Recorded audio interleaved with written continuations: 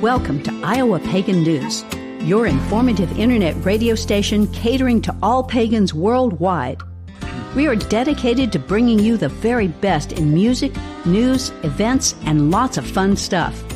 Come tune into our new podcast at www.plrdn.podbean.com. Now, here is your host, Lou Silverwolf Williams.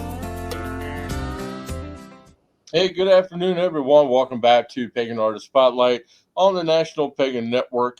And this afternoon, I'm joined by my friends Alane Brown, and her partner is they make up the duo called Pan Fried. And now, granted, they are still kind of new starting off yet, but Alane is also part of Crow Women. And they've also created their own music and submitted a track for the new Red album that's coming out in June. So we're looking forward to hearing that later on, but we've got some other music that we're going to be playing. So Alane, I want to thank the two of you for taking time out to come join me this afternoon. Oh, you're very welcome. Welcome. Yeah, so Jeff and I are really happy that we're getting a chance to meet your viewers here on Iowa Pagan Radio. And so hello from Pan Fried, brand new pagan band. So now, Lane, I know that you're part of Crow Women. Now, what was the inspiration of creating Pan Fried? Well, Crow Women is a coven as well as a band. And so that's my women's circle. We've been together since 1992, and we're working on our fourth album. And, it's great doing stuff with the girls. And we're having our next record is going to be coming out next year. And it's Crow Women's a really important part of my life. We do a certain kind of pagan chant, a very fire circle kind of feel to things. But then a little over a year and a half ago, Jeff and I met at a folk music festival, right? We were in a bluegrass picking circle. Yeah, up in Colorado, Pagosa Springs. Nice. And so we were in line, and there's always circles forming as you're waiting to go to the festival. And that's when I met Alane, and she came over to a song circle, and I was playing the upright bass and throwing chords at her, which she managed to get around on a lot of the tunes. So we kind of hit it off. Right. So we were playing bluegrass to start, and that's a really different feel from what Crow Women does. So we're playing stuff like I'll Fly Away and Long Journey Home and, all of those classic bluegrass pieces that weekend. But I had also written a lot of music during the pandemic. So in 2020, 2021, during that period of time, for about a year, I wrote a new song every week. I'm in a songwriters group called Soul Writers. Celia Farron, who you might be familiar with, she's also very active in that group. S.J. Tucker's been in that group. And so I had a lot of music. So that weekend when we first met, we were up on the hill, and I was in my camp with my guitar, kind of messing around on the song I wrote, which is called A Song for Emmeline. And you came over. Right. With a guitar. Right. And so I started to teach him this song that I wrote, and he was real nice about it. And so that's when we met. And we started our romance, but our romance started with music from the very beginning. We met playing music. Yes. And so we've been gradually figuring out what our own style is, so that it takes elements from folk and bluegrass. Right. Folk, bluegrass. A little bit of what else? Well, it could be a little bit of jazz in there. Jazzy. Right. Yeah. Kind of singer-songwriter stuff. So it's mostly originals that I wrote that would not particularly work for the Crow Women, but work great for a duo, because Jeff is a multi-instrumentalist. And so what he brings is the ability to, play some beautiful stuff on stringed instruments. You play, let's see. Bass, guitar, mandolin, and fiddle. Yeah. Nice. All to say, because now, so basically, what brought about the name Pan Fried? I mentioned it. Right. Well, we were driving in the car saying, okay, we're going to do a duo. We're really going to do it. We need a name. And it's 60% pagan stuff, and maybe 40% is not specifically pagan. And we want to to do the pagan community. That's where the circuit we want to be on for this particular group. I mean, he's in a country band, he's in a rock band, and let's see, the blues band, right? Yeah. So that's what he does that stuff. But the pagan stuff we're going to do together. So I was saying, well, okay, people always use like their band name has got the moon, or it's got I don't know, pentagrams, and I was like throwing out things, and then, or we could use a deity. So I was naming different deities, and you said, well, we could name our band after Bridget, but that one's pretty popular. And I was naming a lot of deities, and I said Pan, Right. and you came up with the name. I did. Pan fried music, tasty music, cooked up special for you. Well, I gotta admit that is definitely different. It's unique. Well, you know, like when you spend a whole night, Beltane night, in the company of Pan, by the next morning you're kind of fried. So that was another sort of image that we had. Yeah, I can see that happening, definitely. But that sort of home cooking pan fried thing kind of goes with the fact that some of our music has got a pretty traditional Americana feel to it. Yeah. Mm-hmm. Like what a lot of our artists do is, I mean, they're pretty much all folk Americana, and really the one artist that has always stood out to me and is he tends to write more the dark Americana. That would be Louis Carew. Yep, that's Louis. Louis. Yeah, Jeff's first time that he played with a pagan musician besides me was him backing up Louis in a little concert. So he just got up there and did pretty stuff with the guitar, doing fills and embellishments for Louis. Right.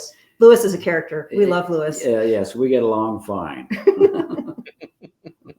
Yeah, because anytime anybody asks me of how I define pagan music, and it's like, well, that's easy. I mean, you've got folk, you've got Americana, you've got a little bit of bluegrass, country, sometimes rock.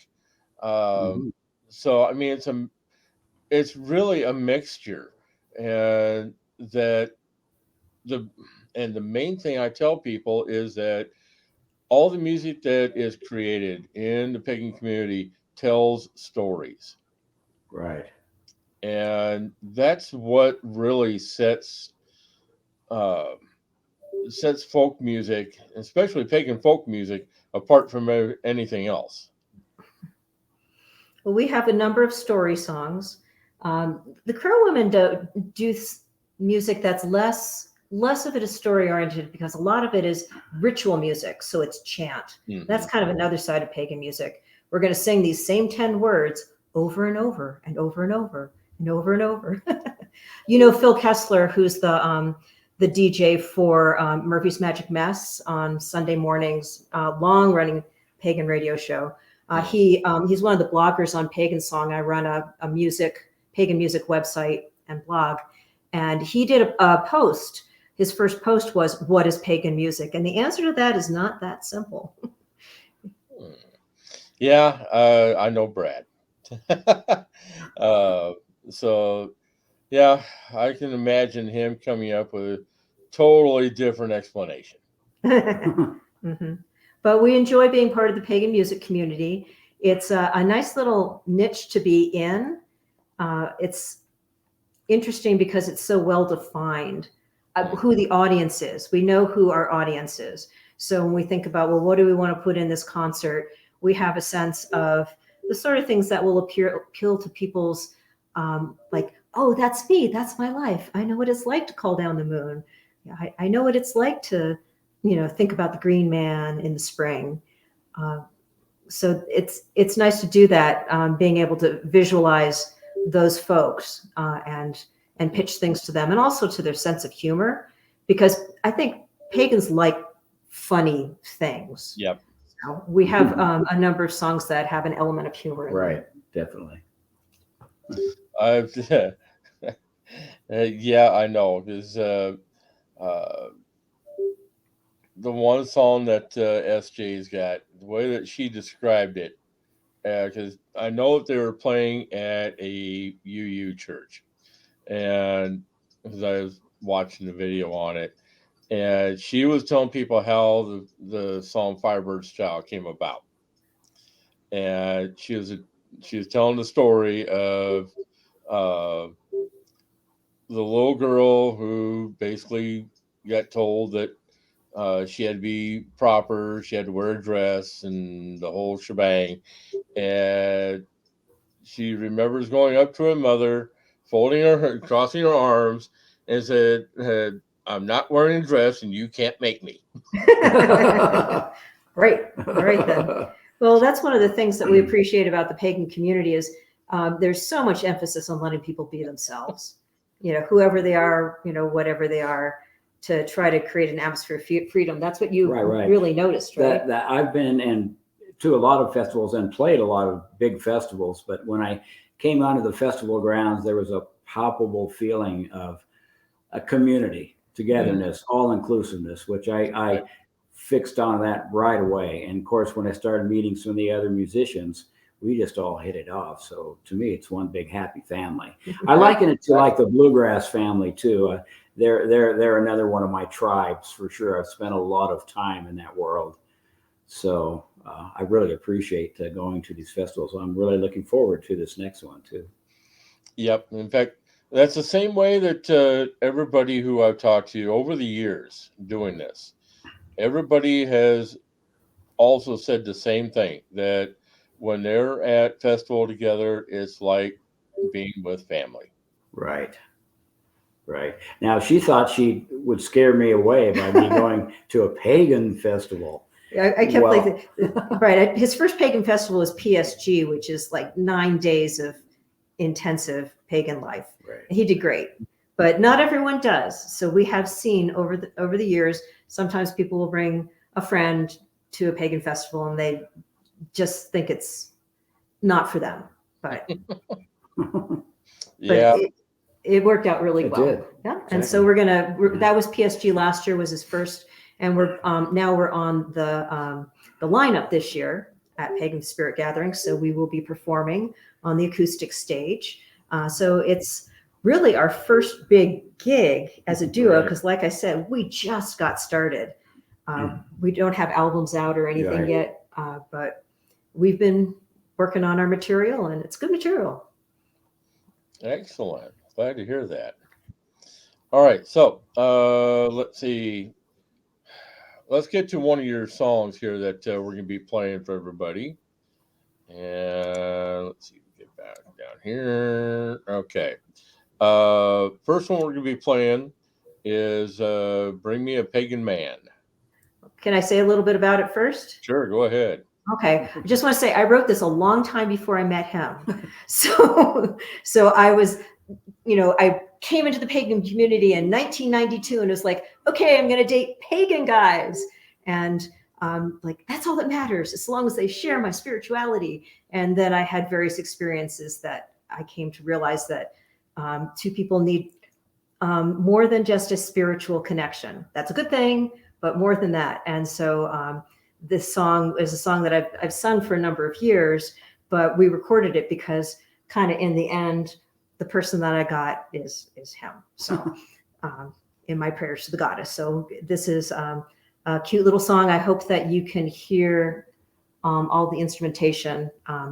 This is just like a home rehearsal track that we have, but it can give you a sense of one of our songs. Excellent. Okay. Well, this is called Bring Me a Pagan Man. Oh, goddess, bring me a pagan man. I just want a pagan man. We'd make the magic of blade and cup great right each time that we make love. Oh, bring me a pagan man. Fa la la.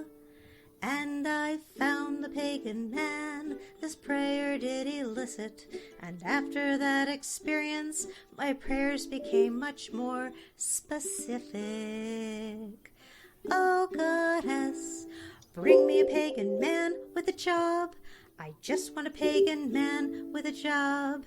We'd make the magic of blade and cup great right each time that we make love. Oh, bring me a pagan man with a job. Fa la la. And I Could this found be the the sound pagan of silence? man, this prayer did Simon and elicit. Garfunkel? And after that experience, my prayers became much more explicit. Oh, goddess, bring me a pagan man with a job and a car. I just want a pagan man with a job and a car. We'd make the magic of blade and cup great right each time that we make love. Oh, bring me a pagan man with a job and a car. Fa la la. And I found the pagan man, this prayer did elicit. And after that experience, my prayers became even more explicit. Oh, goddess, bring me a pagan man with a job and a car who isn't crazy. I just want a pagan man with a job and a car who isn't crazy. We'd make the magic of blade and cup great right each time that we make love. Oh, bring me a pagan man with a job and a car who isn't crazy. Fa la la. And yet this romance fell apart, and yet again he broke my heart. I said, oh goddess, I give up. Why can't I find a pagan love with a job with benefits and a car that runs, and who isn't a crazy pathological liar, and who loves me, preferably as a primary partner? Will I ever find the magic of blade and cup great right sometimes when we make love? Oh, fa la la. God. Okay. That's a good tune there, Lane.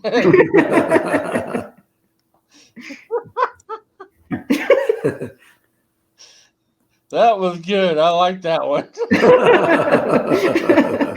You know what I'm talking about, right? Oh yeah, I know what you're talking about. So that one is autobiographical. Not everything I write is autobiographical, but that one was, and we had fun with it, and we're continuing to work on the arrangement of that one. I was gonna say, yeah, that one you definitely got to work on arrangement. Yeah, I play ukulele on that, and you play fiddle now. Right. So we've been working it up with a fiddle accompaniment on all the parts that are in 3/4 time. Cool. I'll be looking forward to hearing that one. That one will go over quite well at PSG. Right. Right. Well, that's one of my bardic songs. So when there's a bardic circle and everyone's going around and everyone's playing a tune, that's an easy one in a pagan little talent show kind of situation to pull out, and people will chuckle. Okay, now I know that you wanted to talk about your website here, pagansong.com. Sure.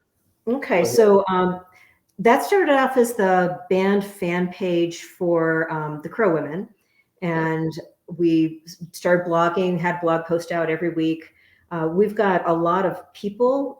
Right now there's 6 active singers in the Crow Women, but have had many members over the course of time. So I think we've had maybe 10 or 12 different sometime members of the Crow Women write for that blog. And so we had a lot to say, and we said it all for about a year and a half. And then it was like, okay, well, let's see what other people have to say. And I had just posted something about the song, "We are a circle within a circle with no beginning and never ending." And Rick Morris, who wrote it, messaged me and said, "I read what you said about my piece of music, and there's really a lot more to say about that chant than what you said." And I said, "Great, tell me about it." And he sent me a bunch of materials, and I said, "Hey, Rick, why don't you write the blog about it?" So we worked together, and he was our first guest blogger. And that was such a great idea that we then started bringing in lots of other guests. So I think I've got maybe 20 different pagan bands that write for Pagan Song now. So every week, if you go to pagansong.com, on the blog, there's something about pagan music by a pagan musician. So I think we just had a post come up from Spiral Rhythm, and Brian Henke is going to be tomorrow. And Celia Farron writes for us, and Sharon Knight, and Louis Carew, and Krista Chapman Green, and just a whole lot of different artists. Christopher Bingham from Gaia Consort writes for us. Carnunos Rising George over there in England, he writes for us. Adrian Pickett in Australia writes for us. So, people do like 1, 2, 3, maybe 4. Alexander James Adams, he gets 4 in every year. So he has a lot to say about being a fairy minstrel bard. And so I really recommend that people have a look at pagansong.com. You can subscribe and you'll get email each week saying, here's what this is this week. Here's the blog this week. And we have lots of good stuff coming up by various people. So that's the main thing about it. And it's got a page on it for the Red Album. I'm right now hosting the Red Album's main landing page. Mm-hmm. And so there's a lot of information about that. We'll probably talk about that project as well today. Excellent. Yeah, because now the new Red Album, that's due out June 24th, correct? Correct. That's right. Okay.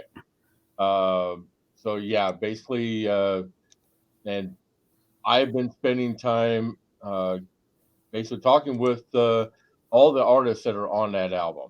That's right.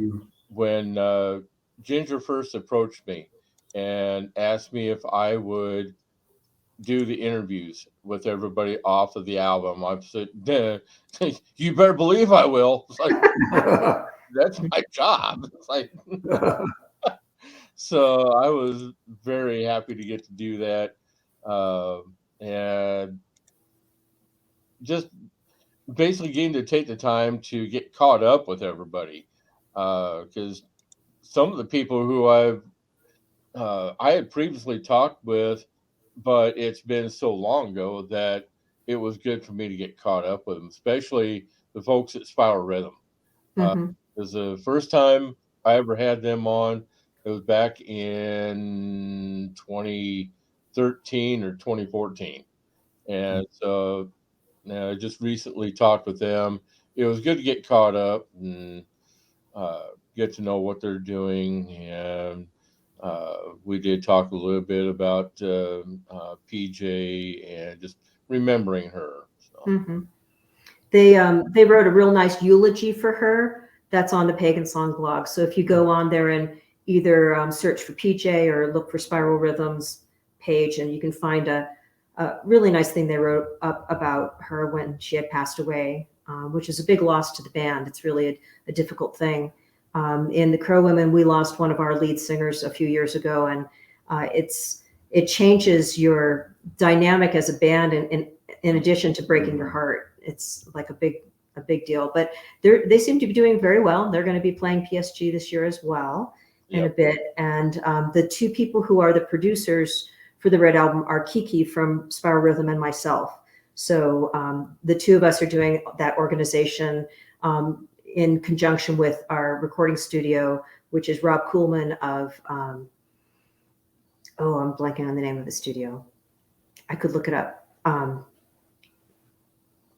Sorry, I can't think of it right now. Anyway, we're producing it. So I have been very deeply into all things Red Album for many months now, running the Zoom meetings and doing the agendas and the minutes and like all of the stuff getting ready. We are going to have our the whole thing submitted to manufacturer within the week. So we're right on schedule for having that album ready for the summer.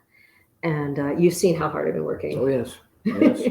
Yes, Zoom meetings in Mexico. Quite the challenge. Right. Because we live in Mexico in the winter. So I was doing all that stuff from distance. But the way that the Red Album got started is that I was running a workshop for pagan song bloggers who are all songwriters, and Lewis was there, and Kiki and myself and Wendy, and we all talked about why we write music. And we had just found out about the overturning of Roe v. Wade. And one of the things that came up is we write music to express our feelings and our relationship with the world. And right now we're pissed, like we're really angry. So we want to write some protest music. And Sydney Michael was there as well at that event. And she was like, we should really do an album. And then someone said, well, we could do a compilation. We had the Green album a few years ago. Let's do the Red album. And, red for women's blood and passion and all of that. And so it just has gradually come together. We have 19 different bands on the Red album, everything from story songs to protest songs to chant sorts of things, a lot of empowerment music. It's just amazing. And we worked on it. And then finally the day came when I got the master to listen to the whole thing, an hour and 17 minutes. We are within 30 seconds of the maximum allowed on one CD. Otherwise, we were going to have someone be like a bonus digital track, or because we couldn't afford to do a double CD. But then I listened to the whole thing. It was like, wow, this is amazing. Like, people have poured so much of themselves into this cause because we care, we're passionate about it. Well, to say, because with the amount of artists who are on this album, you've got 19 different artists. It really surprised me that it didn't turn into a dual album. Well, what we looked at doing it as a vinyl project, in addition to doing the digital and CD versions. Mm-hmm. And it's very expensive to do vinyl. If it was vinyl, it would have to be two vinyl, two CD, 2 discs, 2 LPs, and 2 LPs in red vinyl. Just any kind of run is just very expensive. And we've raised money that will pay for all the production costs. The artists did all of their own recording and mixing on their own dime. And then we've raised money through GoFundMe and through sponsorships of songs to pay for the mastering and for the physical production and the distribution and the publicity and all of that stuff. And there's not enough money to do vinyl as well. We would have to do another fundraiser to do, it's just so expensive. And the vinyl production companies, as I'm sure you're aware, are so far backed up because there's just not enough of them for the amount of vinyl in demand these days. Yeah, definitely. Well, and vinyl is making a comeback. It really is.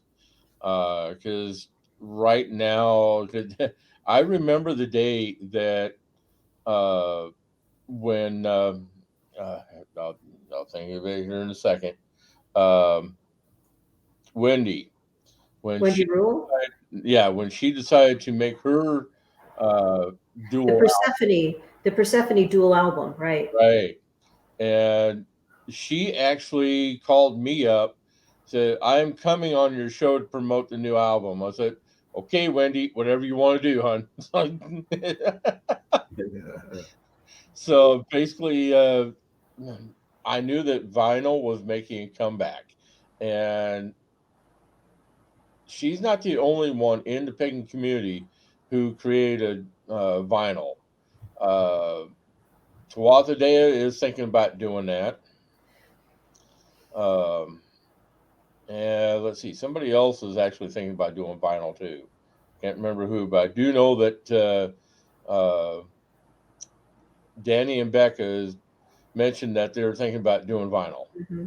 Well, we'll keep an eye on that, how it goes, and ask our friends how it went for them, because we have the music and we could do another fundraiser specifically for putting it out on vinyl. So that's not closed door. We're just, we're concentrating on what we originally set out to do, which is to have this music that people can they can download from Bandcamp. In fact, digital downloads with some preview tracks, so people can pre-buy the album starting maybe about a week after Beltane. That'll be available, and just go to Bandcamp and look up Red Album Pagan Voices, and you'll end up on there. And I'm not sure how many tracks are going to be immediately available if people but at least one for sure. And then everything else will then populate to those folks when the album is released on June 24th. So there'll be digital downloads. We're going to make physical CDs, and then later on we'll get on the streaming services. Well, we're not going to start that right away, but we will get there eventually. Okay. During the week, I spend a lot of time doing business networking sessions, and I've talked about the new album with a lot of people, and I've got people that are not even in the pagan community excited about it and wanting to listen to it. Well, that's great. Good. Thank you, Earl. You help us get promoted. Yeah, because it's something that I strongly believe in, and I've always believed in pagan music. And anytime that I get a chance to talk about it or even play the music for people, to give people an experience of listening to something that's not mainstream. Yeah. That's, I call it a win. Mm-hmm. So now we're going to get to another track here real quick. And let's see now. Let's see. I've got. Let's do this one. The Last Coffee Cup. The Lost Coffee Cup. Are we going to have time to do both of the other ones, do you think? Yeah, I should have. Yeah. Okay, great. All right. So this is another one of our comedy sort of songs. So I think you'd be able to hear Jeff playing the upright bass, and I'm playing ukulele on this one. Okay. And what was the inspiration behind this one? This was because I'm in that songwriting group, Soul Writers, and some of my songs are simply because every week I had to turn in a song, and it was something about a beverage. I could pick any beverage, and I picked coffee as the beverage to write about. Okay. Sounds good to me. All right. This is called The Lost Coffee Cup.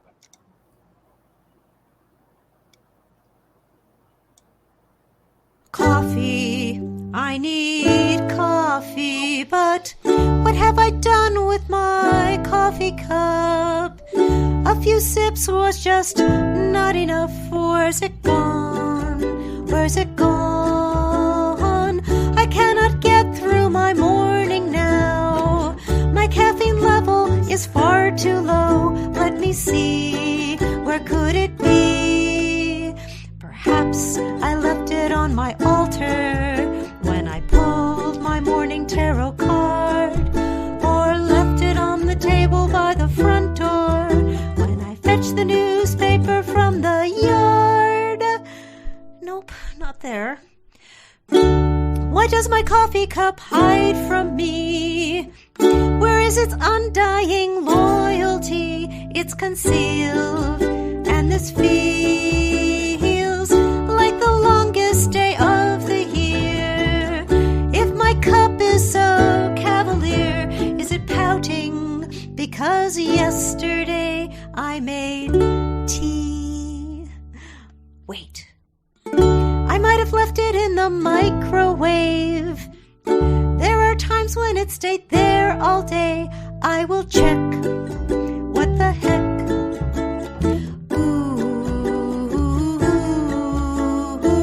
Goddess Caffeina, let magic flow.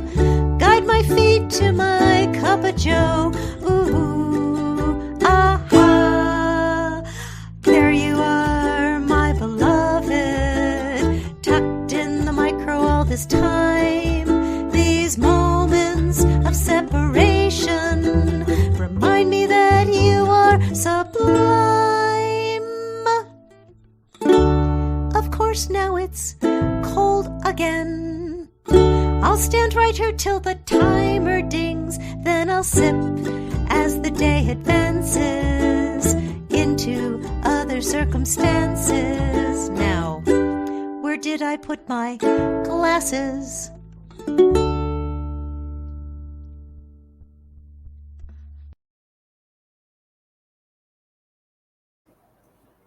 All right. Now that that was another good one.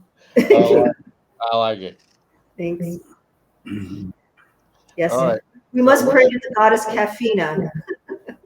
I was saying, I was saying, yeah, because we got uh,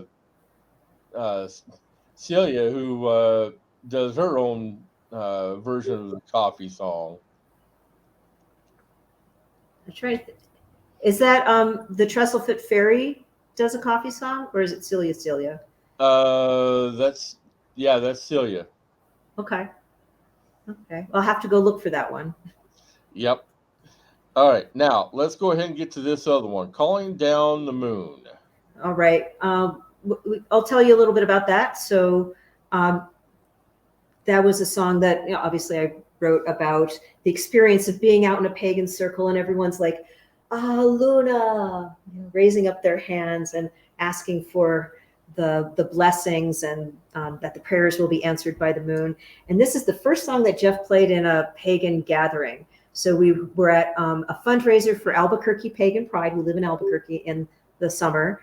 And I don't know, what was that like for you? It's great. Nice small gathering. Once again, just like family. Mm-hmm. Just like family. So he's playing the mandolin on this. Right. And I'm playing the rhythm guitar and singing. Mm-hmm. And it was really sweet. So everybody was very happy to have us come, and we had a little setup with microphone and speaker, right, and so that you could hear us across the circle, which is one of the hard things about doing music in the outdoor environment in pagan festivals. Yeah, that's true. So the first time we performed this was at a full moon ceremony. Nice. And I want to also welcome Melissa, who is tuning in. Appreciate you, dear.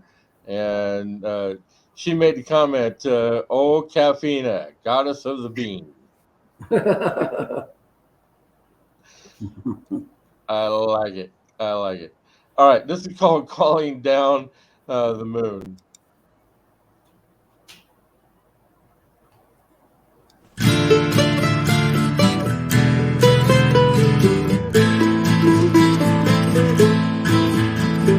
Gathered in a moonlit glade, chanting a goddess tune.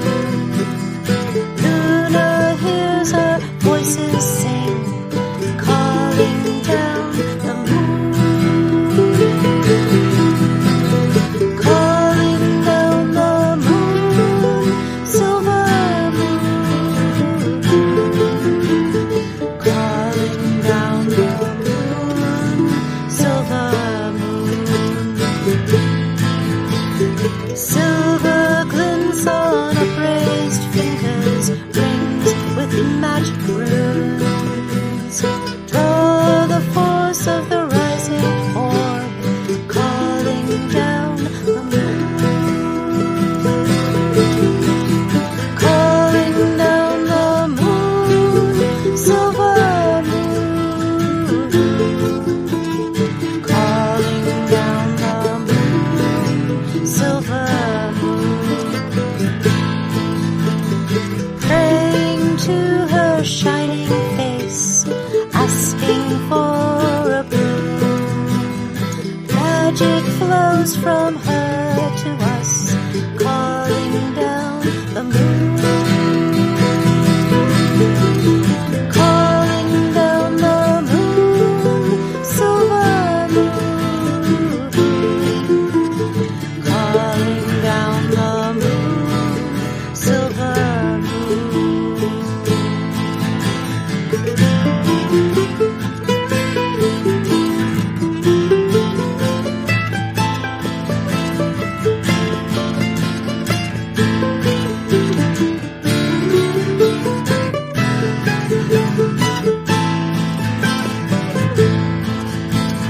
Since the beginning of humankind, we have been attuned, basking in her blessed light, calling down the moon. Calling down the moon, silver moon. Calling down the moon, silver moon.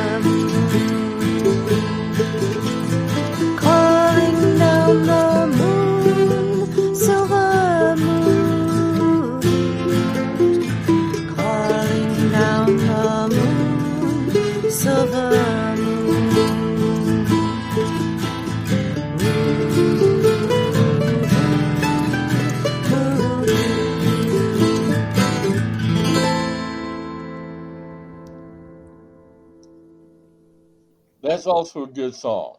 Thank you. That sounded really good. And, I'm really going to be looking forward to hearing more coming from you once you've got your other ones ready to get mixed up and get accompaniment put to them. And yeah, you got something really good going. Thank you. Great, thanks. We're having a good time coming up with a whole new set of songs for the two of us, and working out our arrangements for the different pieces. It's really fun. It's really, really fun. It's really fun being a couple who's also a musical duo. It's, I think, really good for our relationship, because like we just play music most days we play. Right. And the house decor is all instruments. We have, so like, okay, there's his bass. We just came back from Mexico and, brought the instruments that were in Mexico. So we came back in a van with that upright bass, very large, a fretless bass, a regular electric bass, right? Electric guitar, how many? 2. How many acoustic guitars? One acoustic guitar. And mine is 2. 2. And a mandolin. And a fiddle. And a fiddle. And a ukulele.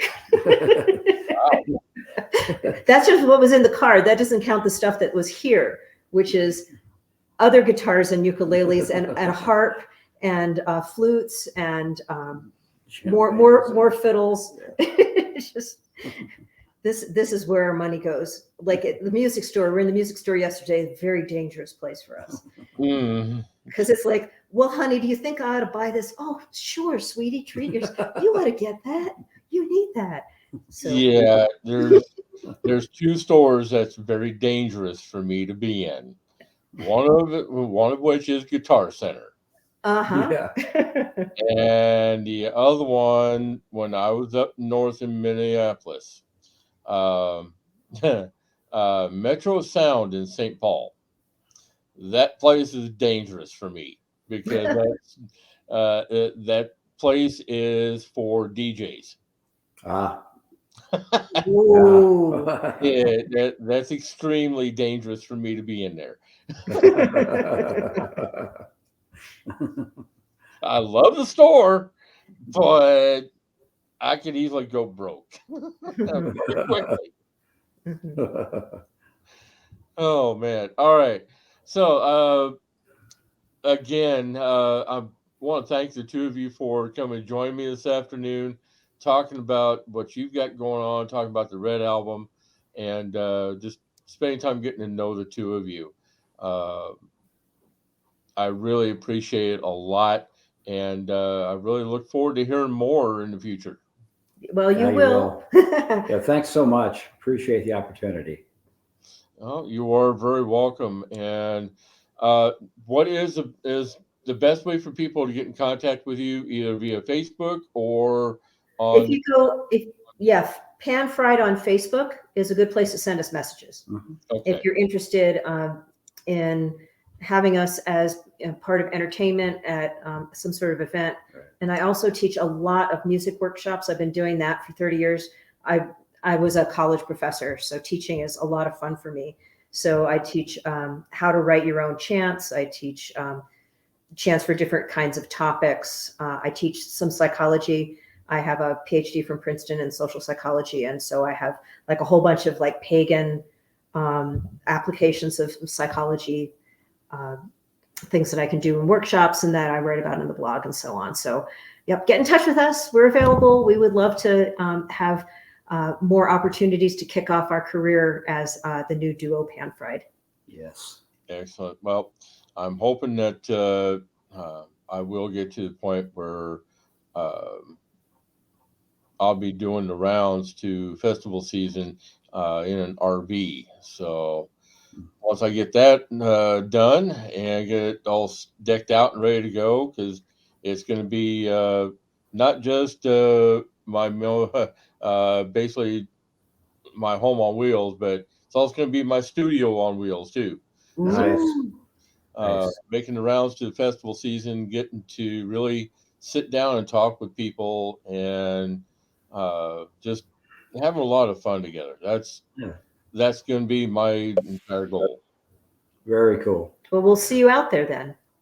Definitely. All right, folks, you've been listening to another edition of Pagan Artist Spotlight on the National Pagan Network. Appreciate everyone who tunes in on a regular basis. If you've got questions for Pan Pride, feel free to get in touch with them on Facebook, and also check out their website as well. You'll be able to listen to music. You'll be able to get to know more about them. And as for me here at Pagan Artist Spotlight, if you have questions for me, you can feel free to email me at earl@iapnradio.net or else at iowapagannews@gmail.com. And again, definitely want to thank everyone for tuning in. We'll be joining you again, on Friday, as I've got more interviews coming up. So stay tuned for that. Pleasant journeys, everyone. Have a good night, and we're going to be out of here for the night. Thank you for tuning in to today's broadcast. All shows are recorded and available for download at plrdn.podbean.com. All rights are reserved and may not be replayed without written permission by IAPN Radio Management. Come join us at our new group, IAPN Radio, on Facebook, where you can be kept up to date for future broadcasts. Pleasant journeys, everyone.